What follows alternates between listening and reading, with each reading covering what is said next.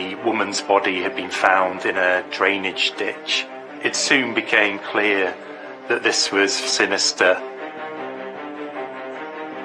There was a ligature around the neck. This is homicidal strangulation. There was real fear. Women were having to look over their shoulder at night. Anyone in Porthmadog at that time could have been the killer. It could be one person, or it could have been more than one. And they suddenly announced that they had arrested a man, and soon came the dramatic development. It was someone within the community. But the witness might have been mistaken in the identification of the person responsible.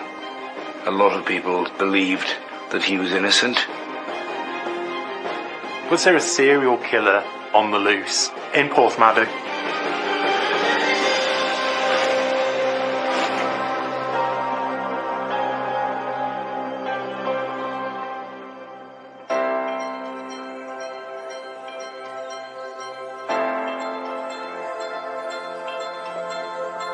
Nestled on the picturesque Glaslyn estuary in North Wales is the charming harbour town of Porthmadog. Porthmadog is a coastal town. It had been in the 19th and 20th centuries a working port where slate from the North Wales slate mines were ferried to Porthmadog and from Porthmadog all over the world. It was famous for that. Porthmadog has a population of about 5,000 people. It's a little Welsh town. It's the Welsh-speaking heartland of North Wales. It's a lovely part of the world. It thrives on primarily tourism. It has a very close community where most people know everybody else. The majority of people that live in Porthmadog live there all their lives and don't move away. Some people would still keep their front door unlocked. People were trusted, and it was the last place that you would expect such a dreadful event to happen.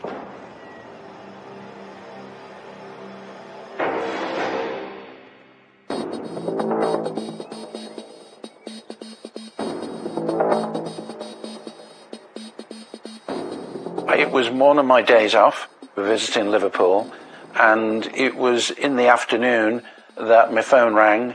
It was the control room inspector to tell me that a body had been found in Porthmadog and that units were at the scene and they believed that it was suspicious.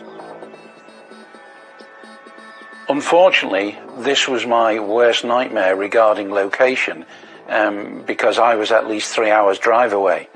But I was made aware that the helicopter was going to be in the area, and it was arranged that I drove to Prestatyn and jumped on the helicopter, which conveyed me to the scene. The body of a woman has been found face down in a drainage ditch, known locally as the Cut. The person had been walking along, seen the body in the water and raised the alarm. I was not informed of who she was because it was unclear at that time. All we know is that it was a young lady.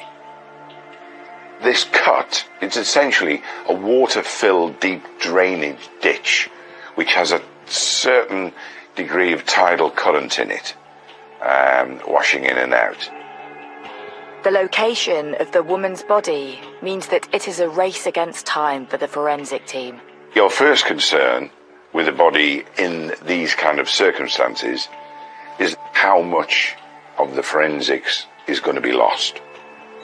If you've got a scene where there's running water, then you need to work expeditiously. There's a real kind of urgency to remove a body and take a body away from that water body so that we can recover evidence before it's been washed away. The body was a crime scene, so you need the body out of there as fast as possible. The crime scene manager, she informed me that a doctor had already been out and had pronounced the victim dead. And on turning over the body that was still in the water at that time, they'd found that a scarf was placed around her neck and that the end of the scarf had been forced down into her mouth. Once the pathologist was able to inspect the body and see that there were features that were not in keeping with an accidental death, then that triggered a completely different track for the investigation. We're now in a possible murder situation. This is homicidal strangulation. I mean, she wasn't suspended from anything. It wasn't self-suspension. There were injuries to the body, bruises. So it was quite clearly a homicide. Also, that there was part of her clothing was disturbed, which it led us to believe that there was a sexual side of this attack. Identifying who the victim is naturally a priority, because we need to inform the relatives. We didn't know at that time whether the person was a local or someone there on a holiday. It was my suspicion, bearing in mind the location, and it was close to local housing, that it was unlikely to be a sort of tourist. It wasn't the tourist part of town, but we didn't know.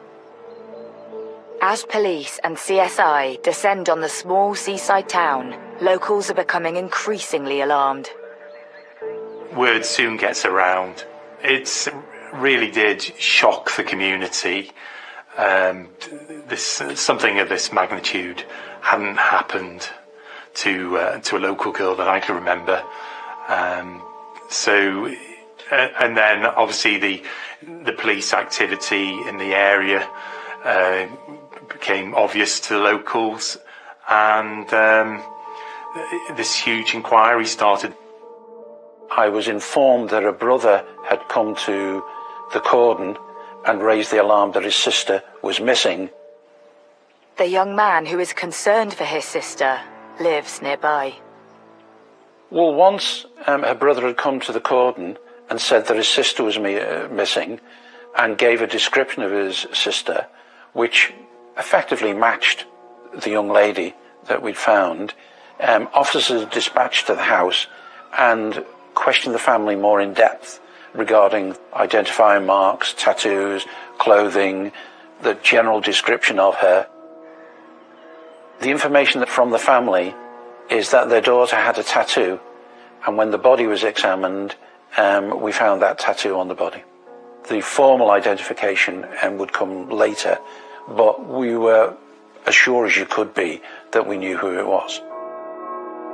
The body is confirmed to be that of 22-year-old Ffion Wynne Roberts. Ffion was a care worker. She also had another part-time job at the football club. She was a popular member of the community, kind, loving, she was described as. She had ambitions to join the army as a nurse. And she lived in Porthmadog all her life. She was just a regular young lady. This is an open book at this stage. We wanted to know who she had been with that night. Had she travelled home alone? So the inquiries were in the locations that she'd been and the people that she'd been in with. Who was the last person that was seen with her, or we believed to be with her? So at this point, we're totally blind. We've only just found the body. We've only just found the family. So we had no information whether she'd been with anybody that evening, and we have to backtrack, in the first instance, at least 24 hours. Just a few hours before her body was discovered, Ffion had been enjoying a night at the pub with her parents. On the evening before, she'd been out celebrating with the family, and on a Saturday evening had been doing what most young people do, socialising with friends in the town. Fion's father is the first to go home, leaving Ffion and her mum drinking at a pub in nearby Tremadog. At around 2 a.m, Fion's mum returns home, and then 2 hours later, Ffion decides to make the short walk home alone. At that time, in Porthmadog, I would hasten to say that the vast majority of people, if not all the people, felt extremely safe at walking around at night. And it was not unusual for young ladies to walk home and feel safe. And Ffion obviously felt safe enough to walk home on her own. Others had offered to go home with her, and she had decided no, she was safe enough, and she left for the journey home herself. So I think she was going home, not having any worries at all, because at that stage, I don't think people did in that small rural town. This was the last time Ffion Wynne Roberts would be seen alive.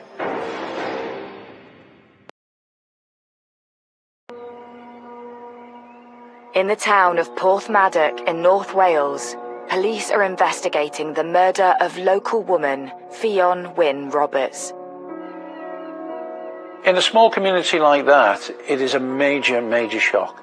From people who felt remarkably safe going about their day-to-day business, suddenly a horrendous crime like this has been committed in their local town. Fion's body has been found in a drainage ditch in a residential area. Where the body was found was within a couple of 100 yards at the very most from her home address. She was nearly home. It appears that Ffion has been strangled with her own scarf, and as pathologists examine the body, further alarming details start to emerge. It's quite obvious this is homicidal ligature strangulation. The scarf was particularly tight round the neck with the knot on one side, and then from the knot it was the rest of the scarf that had been pushed into her mouth and throat. It may have been done by the assailant to stop her screaming or crying out. And she had all the changes associated with that. So, for example, she had obvious petechial hemorrhages, pinpoint-sized, tiny red hemorrhages. And the skin of the face, so you've got two components. You've got the compression effect around the neck of the ligature itself, and the airway obstruction, both combining to cause asphyxiation. As the post-mortem continues, it reveals the horrifying details of Fion's last moments. She was still alive when she went into that water. Now, she may well have been unconscious and dying from the ligature strangulation, but she was still breathing. There were breaths. You only have to inhale a few times or suck water into your lungs. My lungs were hyper-expanded, full of fluid. Cause of death was a combination of ligature strangulation and drowning. Ffion had suffered a swift but brutal attack. Ffion had injuries to the lips. There were bruises and laceration. Some of those may have been caused by direct punches to the lips. She also had bruises to her face, bruising to an eye, so she had definitely been struck by her assailant. So unexpected was the attack that it seems Ffion did not have the chance to fight back. So as a forensic pathologist, we'd always be looking for any injuries which suggest that the victim has fought off her attacker. Usually they'd be to the arms if someone is being attacked with a weapon, for example. In Ffion's case, there were no defensive injuries. The lack of defensive injuries suggests that maybe she was incapacitated very quickly, taken by surprise. So, did Ffion suffer? I think it was probably extremely quick, so she probably didn't know much about it. As the days pass, pressure is mounting on Detective Superintendent Challoner and his team. You've got to look at it with clear eyes, because the objective is to find the truth and to find the offender. Everybody that came into contact with Ffion for 24 hours, everybody in the pub, everybody that was out and about that night, and all those people are interviewed. So you're talking about hundreds of statements being taken. What we're trying to do is to identify everybody's movements at the relevant times in Porthmadog, because one or more of them was the offender. Anyone in Porthmadog at that time could have been the killer. It could be one person or it could have been more than one. We knew that a handbag was missing. So I am deciding on what is the priority about searching and expanding that search area, especially as this is a water flow and evidence may have moved down that. And then there is a breakthrough. That handbag was found by one of the search teams, but what I would describe as a sluice gates, which stops the estuary water coming in and flooding all these waterways. And what had been discovered there was a handbag and items of clothes. There was a set of trousers and there was a training shoe found. It is our belief that the offender had discarded them, hoping that the water in the estuary had washed them out and they'd never been recovered. But the person's aim hadn't been good and they'd been caught on the top of the gate and remained there. Now all they had to do was find who wore them that night, who owned them. The police, they spoke to nearly 5,000 people in the area. They issued leaflets, they made appeals. They wanted to know who owned these items of clothing and the shoe. But the police appeals for information regarding the owner of the clothes do not prove fruitful, so all hope lies with forensics.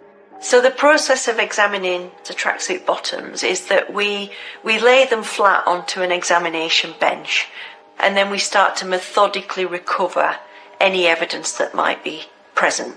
So that might include any body fluids, any DNA, and we're also looking on the surface for things like hairs and fibres. And in this particular case, that process recovered dog hairs from the clothing. So it's likely the owner of these tracksuit bottoms owns a dog. If we can recover DNA from it, and we then identify a dog that we think that hair might have originated from, we can take a small mouth swab from that dog, recover its reference DNA profile, and compare it to the hair that we recovered from the tracksuit bottoms. And then the investigation turns in a direction that stuns the community in Porthmadog. So often the answer to who murdered someone lies close to home. Phone inquiries reveal Fion's brother had rung her 19 times in a short period of time on the night of her murder. Something which raised concerns due to their relationship. There was much more than ordinary sibling rivalry between Ffion and her brother. There were long periods of time when they didn't get on. On the night in question, her brother was drinking with friends in a car park. And police also focused on the whereabouts of Fion's father. He had no alibi because he'd been to the same party as his wife and daughter, but had left early. So he left a pub called the Sportsman's at about 1 o'clock in the morning, so was home by about 1:30, and so was a suspect in the sense that he had no alibi for the crucial few hours. Less than a month after Fion's body had been found, her father and brother are arrested on suspicion of her murder. And I made an appropriate decision to have them arrested so that they could be interviewed formally under caution.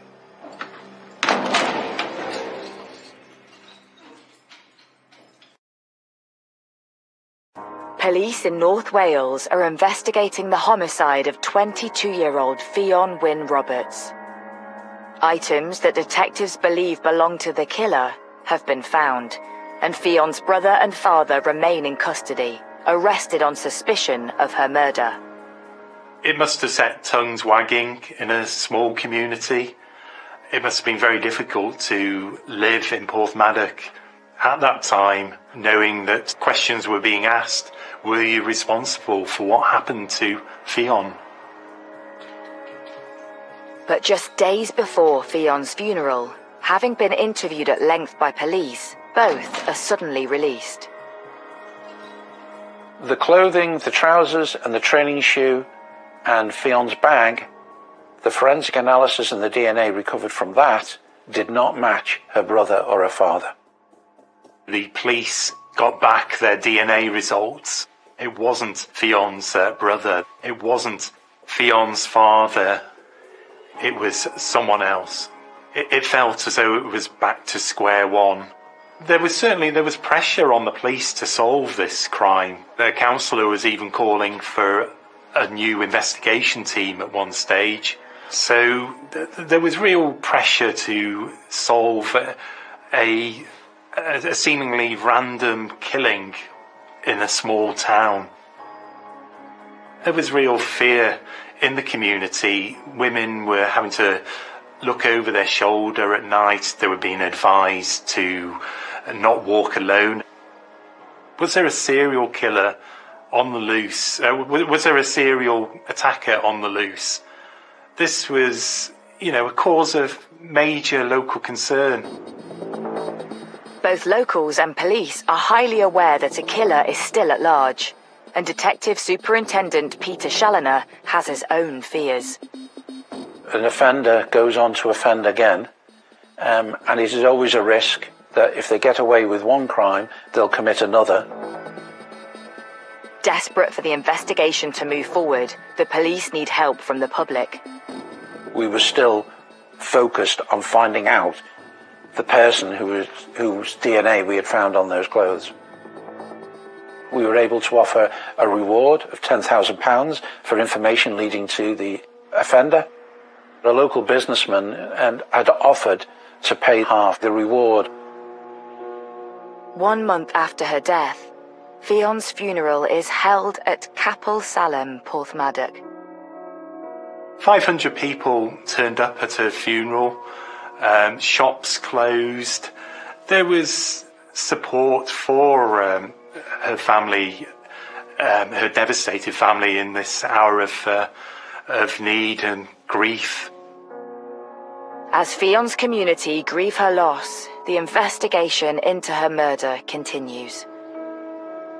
We weren't getting a lot of success from our appeals.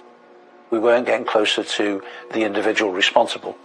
And one of the aspects of an inquiry like this is that we try to make best use of the media. There's a need to keep the public interest in what had happened in Porthmadog to try and catch the killer. TV, press, radio, newspapers came down. This was everyone's worst nightmare, and the killer was still at large somewhere. And the police felt that the answer lay in the local community, that they would find the killer somewhere in the Porthmadog area. And because of that broadcast, there was a woman in South Wales contacted the major investigation team and told us that 20 years previously, when she was in Porthmadog, there was a similar attack in the same area. The attack 2 decades earlier had happened just yards from the location that Fion's handbag had been found. The young lady had left her place of work and saw a man apparently molesting a woman, and she shouted to him and he ran away. Quite an astonishing development in the case. This woman had come across another woman in broad daylight who was crying and seemingly about to be attacked with a stone. This was a key evidence for the police. The eyewitness knew this local man. She named him. And checking back through the records, police are able to see that a court case had been held in the local magistrate's court for assault. A man had been fined, ordered to pay compensation. The man connected to the attack in Porthmadog 20 years previously is 55-year-old local factory worker Iestyn Davies. Once the name came in, together with the history of what he was alleged to have done 20 years previously, that was a very similar set of circumstances to the attack on Ffion, and plus it was in the same location. So immediately he became a person of interest. A plan was put together to arrest him and to retrieve his DNA. 11 weeks after the discovery of her body, Iestyn Davies is arrested on suspicion of the murder of Ffion Wyn Roberts. For the family, this must have been a relief, for the finger was at last not being pointed in their direction. News of the arrest sends shockwaves through the tiny Welsh town. You might have expected whoever was responsible to have been a stranger who was visiting this small town in Gwynedd. Not Iestyn Davies, a man who was brought up in the area. He lived nearby. He was hiding in plain sight. He lived certainly all of his adult life in that community, and he was very well known. And there were people who, for example, had played games with him, either darts or football. At the time, he was working at a wood factory, and that was local to the area, very close to where things happened. Iestyn Davies lived near the family. He knew Ffion, and it came as a real shock to the community that someone within Porthmadog could be accused of such a grave act, such an awful, dreadful killing. He was arrested, his DNA was taken, a police rider was on hand to escort that forensic example of his DNA to the lab. They did an examination and reported back that we had a match. The match of that DNA was from the sample inside Ffion's bag.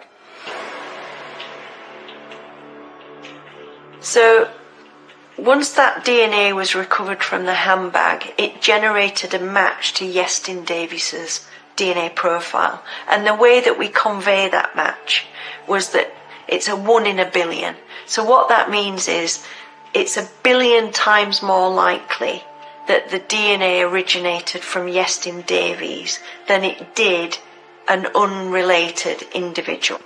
And so the opinion was given that the DNA was transferred as a result of him having handled that handbag. The case was starting to come together. When I had identified Davies, we found out that he had a dog. So when he was arrested, there was a hair sample taken from his dog, which again went to the lab. We had recovered dog hairs from Fiona on her clothes, and we were able to do a DNA match, and that brought us back about a 2% accuracy that the dog hairs were attributed to his dog, and again we had a match. Iestyn Davies is charged with the murder of Ffion Wyn Roberts. But Detective Superintendent Challoner knows that there is one major flaw in his evidence. The defence will make great play that the police haven't brought forward an eyewitness. Well, there isn't one. That's a fact of life. You can't manufacture an eyewitness. If no one was there, you don't have one. But of course, the defence will highlight the point that no one was there, no one's seen it. The police inquiries relied more on technology and science than they did on looking for witnesses. There was a suspicion in Porthmadog that the killer was not Iestyn Davies. He was known to the community and not generally known to have a violent disposition, and so a lot of people believed that he was innocent. And for people in Porthmadog, there was still a sense of fear. Had the police got the right man?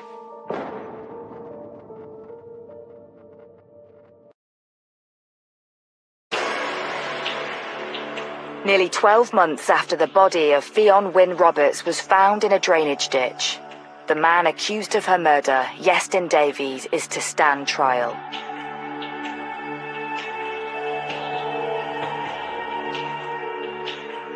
vast courtrooms. There was a tense atmosphere. This was a real human tragedy, a young woman with a whole life ahead of her that was cut so short. And throughout the trial, that Iestyn Davies was pointing the finger at Fion's brother. Iestyn Davies wasn't an immediate suspect, and he wasn't arrested for some time.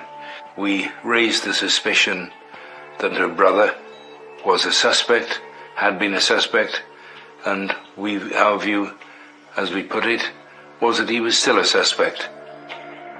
Despite their early arrests, the prosecution maintained that Fion's brother and father played no part in Fion's murder. They were released after those interviews, and in the fullness of the inquiry, we eliminated them as responsible in any way. They were purely victims, and they had no responsibility for their sister and daughter's death. The prosecution puts to Iestyn Davies evidence that links him to the tracksuit bottoms and trainer, items they believe belonged to the killer. Prosecution case was based very much on there being this important evidence of the tracksuit bottoms, and they'd been found in a sluice gate near to Fion's handbag and near to a muddy trainer. And the mud, the prosecution said, was from when her body had been put in the ditch. And there was also DNA evidence. The discovery of Iestyn's DNA on the discarded clothing is compelling, but the defence are able to offer an explanation. The tracksuit bottoms were accepted by Iestyn Davies to have been his. He gave an account of having washed them at work and hung them up on a fence, and they had disappeared. Now there's a logic in that, because where they were found was quite close to where he said he'd hung them up to dry, and so that was credible. However, it is revealed that Iestyn Davies' DNA was also found on Fion's clothes. He gave as an explanation for that he had seen her on the Friday night at the station public house, and that he'd given her a hug. So if an individual gives an account in which they have been in legitimate contact with someone before the attack, we have to consider what is the chances, or what is our expectation of DNA transferring in that setting. And obviously, if I hug someone, my DNA could transfer. The prosecution are quick to offer their rebuttal. Two witnesses were called to say that we've known Iestyn for many years, and we don't think he's a hugging sort of person, and that he didn't know Ffion well enough that he would have spontaneously hugged her on seeing her. The defence know that the eyewitness evidence from the historic assault in Porthmadog may be harder to explain away. The difficulty that we had with the evidence of the previous incident is that the person said that the attacker had held a rock in his hand, and the body of Ffion Roberts was found to have had a head injury consistent with having been hit with a blunt object, and that could have been a rock. So that would then become, in the prosecution's perspective, a weapon of choice. Nonetheless, Iestyn's defence team raise a simple concern that casts a shadow of doubt over the eyewitness testimony. The witness might have been mistaken in the identification of the person responsible. The prosecution reveal their most damning evidence so far when they present to the jury CCTV of Iestyn Davies on the morning of Fion's murder. He appears to be wearing the tracksuit bottoms the police believe were worn by the killer. It was a matter of capturing him on CCTV, capturing his movements to the scene where we believe that she was killed at the relevant time to where the attack happened on Ffion. and at that time he had with him his dog. We then capture him going back to the premises he was staying at. He changes clothes, and then he's captured going in the direction of the sluice gates. He then, after a short period of time, goes back to the premises where he's staying. What's most significant is in the first part of that journey, where we believe he attacked Ffion, he is wearing the Adidas tracksuit bottoms with the stripes down the side, and when he goes back to his home and then he leaves, he is in a different set of clothing. So we believe he committed the crime, he went home, he changed and took all his clothing and his shoes, went down to the sluice gate and tried to discard them. The CCTV evidence places Iestyn Davies in the vicinity of Fion's murder around the time she is believed to have died. But Davies claims this walk in the early hours is far from unusual. He gave explanations for that, which were very early in the morning.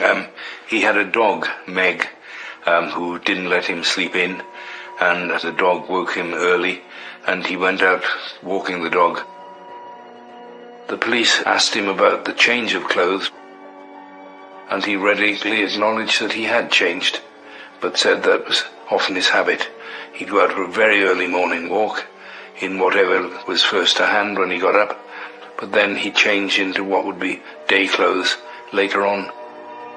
In the dock, Iestyn Davies seems unfazed by proceedings. He was full of himself in there. He was an expressionist cocky. He was cool, he was calm. This was a man who wasn't buckling under the pressure of intense questioning. Iestyn Davies was almost laughing at the law. There was a telling moment when he said, "I'm enjoying this." This was during his cross-examination, which was quite shocking to those in the courtroom at the time. And don't forget, we were talking about the most horrendous murder of a young woman. They painted a chilling or sinister outline of the true character of the man.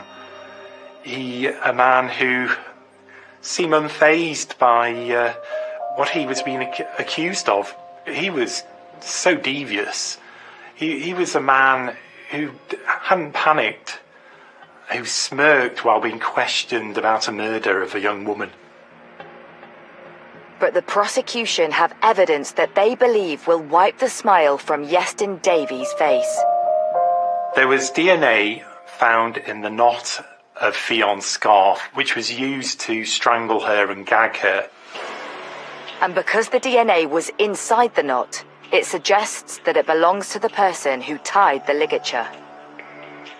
You have to remember that this person was found in a water body, so that there's a risk that it's going to remove some evidence. But the fact that we've got this knotted part of the scarf means that it would have been protected. It's a forensic goldmine. So DNA is this kind of silent witness. And the DNA is a match to Iestyn Davies. All this evidence was pointing towards Iestyn Davies. The story of her brother being the real killer, it all seemed to be becoming something of a red herring.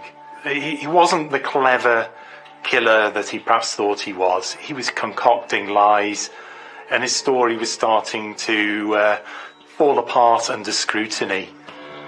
After 6 weeks of evidence, the jury retired to consider their verdict. We had no expectation of a result going one way or the other. There might have been a conviction, there might have been an acquittal. I stopped looking in the crystal ball many years ago. We have no idea which way a jury is going to go, and every time is a mystery. Tensions in court are running high when, after several days of deliberation, the jury are unable to agree on a verdict. The judge brought them back in, and they said they couldn't unanimously come to a verdict, and he gave them the option of a majority verdict. The jury had been out for some days, and I think for many of us, we were reaching the stage, is this going to be a retrial? Now, once they'd been given that opportunity to bring back a majority verdict, it wasn't so long after that that they actually returned. By a majority verdict of 10-2, Iestyn Davies is found guilty of the murder of Ffion Wyn Roberts.